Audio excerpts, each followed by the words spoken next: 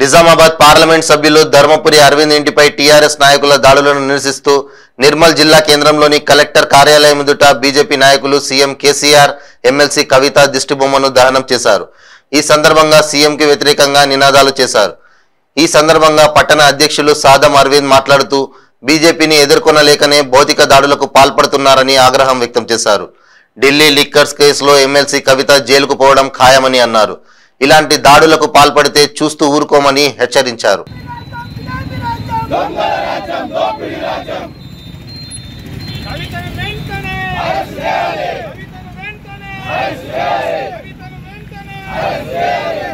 MP Arvind గారి ఇంటి పైన టీఆర్ఎస్ గుండాల దాడిని ఇవాళ తెలంగాణ ప్రజలే కాకుండా భారతీయ జనతా పార్టీ కార్యకర్తలు ముక్త కంఠంతో ఖండిస్తున్నారు.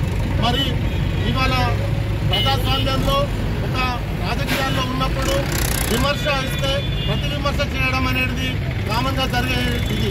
కానీ ఇవాళ టీఆర్ఎస్ గవర్నమెంట్ పూర్తి ఫ్రస్ట్రేషన్లో ఉండి ఒక ఓడిపోతామనే ఒక అన్యోన్యత భావంతో ఇవాళ లోపల ఒక గుంపును పెట్టుకొని అరవింద్ గారి ఇంటి పైన దాడి చేయడం అనేది అమానుషం. దీన్ని ప్రతి భారతీయ జనతా పార్టీ కార్యకర్త నాయకులు ముక్తకంఠంతో ఖండిస్తున్నాం. మరి ఇవాళ నువ్వు ఒక మహిళ అని చెప్పుకుంటున్నావు, కవితకు మేము ఒకటే డిమాండ్ చేస్తున్నాం. మరి అదే ఇంట్లో ఎంపీ గారి మాతృమూర్తి 70 సంవత్సరాల మాతృమూర్తి ఉన్నది, ఆమెను బెదిరించడం, ఆమెను గాయపరచడం జరిగింది. మరి ఈ సంఘటనకు కవిత చేసిన దానికి యావత్తు మహిళా ప్రపంచం తలదించుకునే విధంగా చేసింది.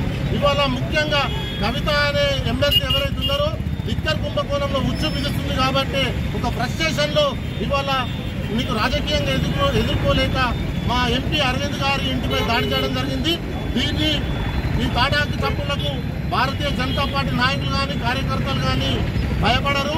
మీరు ఇవాళ చేసింది లేకపోతే గాంభీర్యం మాత్రమే. మేము తలుచుకుంటే భారతీయ జనతా పార్టీ నుంచి ప్రతి ఇంటి నుంచి కార్యకర్త వెళ్ళి మిమ్మల్ని బొందబెట్టే కార్యక్రమం ఉంటుంది. కానీ మా పార్టీ మాకు సంస్కారం నేర్పింది తప్ప మాకు ఇట్లా దాడులు చేయడం నేర్పలేదు. కావున ఇప్పటికైనా ఖబర్దార్ టీఆర్ఎస్ గుండాలారా, ఇంకోసారి భారతీయ జనతా పార్టీ నాయకుల మీద కానీ కార్యకర్తల మీద కానీ దాడి చేస్తే ఇక ముందు ఊరుకోమని హెచ్చరిస్తున్నాం. భారత్ మాతా కీ